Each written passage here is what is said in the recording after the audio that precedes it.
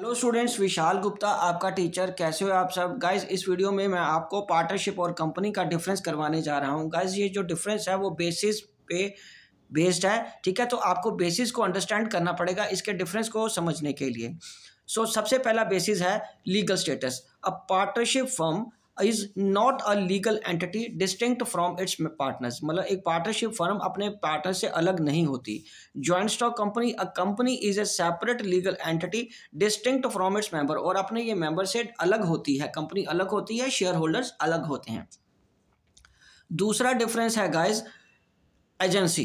In a firm every partner is an agent of other partner as well as of the firm. और उस case में agency में in a company a member is not an agent of other members और the company, ठीक है जी। और तीसरा distribution of profit. Profit is to be distributed among partners. Partnership में जो प्रॉफिट होता है वो पार्टनर्स में बढ़ जाता है, लेकिन कंपनी अकाउंट में प्रॉफिट इज नॉट कंपनी के केस में profit is not distributed entirely but dividend is given. उनको डिविडेंड के रूप में प्रॉफिट का हिस्सा मिलता है।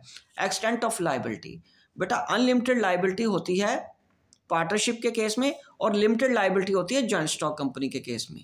Property of firm is joint property of all the partners.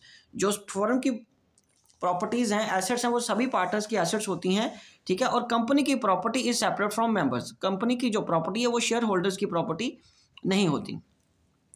Transfer of share, share can not be transfer. इसमें अगर आपको पार्टनर्स को अपना शेयर ट्रांसफर करना है तो वो फिर उसका पार्टनरशिप खत्म हो जाएगी और नई पार्टनरशिप शुरू होती है, ठीक है जी। और शेयर्स कैन बी ट्रांसफर, चाहे वो अपने मार्केट में बेच के या अपने लीगल वारिस को बेच के या ट्रांसफर करके कंपनी की एग्जिस्टेंस पे कोई फर्क नहीं आएगा। उसके बाद है management. All the partners are part of the management. सारे मैनेजमेंट पार्टनर मैनेजमेंट का हिस्सा होते हैं उसमें और अपने अफेयर्स ऑफ द कंपनी में, या जिसको कहें कि इस केस में फर्म के केस में, ठीक है, फर्म में हिस्सा ले सकते हैं।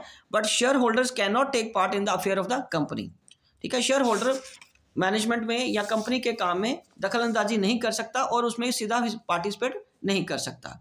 और रजिस्ट्रेशन, वैसे तो आपको पता है पार्टनरशिप एक्ट 1932 वही तो हम कर रहे हैं, ठीक है, ओके। ये एक्ट के अकॉर्डिंगली रजिस्ट्रेशन होती है बट कंपलसरी नहीं है। बट कंपनीज एक्ट के अंडर जॉइंट स्टॉक कंपनी को रजिस्टर होना कंपलसरी है 2013 एक्ट के अकॉर्डिंगली। तो winding up guys, a partnership firm can be dissolved at any time if all the members agree. यदि सारे मेंबर्स एग्री हो जाते हैं, ठीक है जी, तो क्या होगा, पार्टनरशिप फर्म को हम डिसॉल्व कर सकते हैं या जैसा भी उन्होंने पार्टनरशिप डीड में लिख के रखा होगा।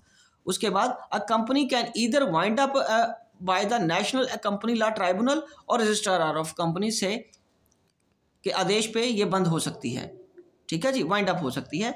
Number of membership, according to the companies act 2013 the number of partners in any association shall not exceed 100। तो उसमें किसी भी एसोसिएशन में 100 से ज़्यादा मेंबर्स या पार्टनर्स नहीं हो सकते।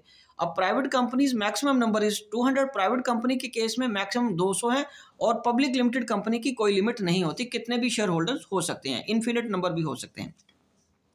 Duration of existence, unless there is a contract to the contrary, death, retirement, insolvency of a partner result in the dissolution of firm। जहाँ तो वो डीड में लिख के रखें कि जो फर्म है उसकी एग्जिस्टेंस कैसे होगी, या फिर डेथ, रिटायरमेंट या इंसॉल्वेंट किसी एक पार्टनर के हो जाने पे भी फर्म क्लोज हो जाएगी।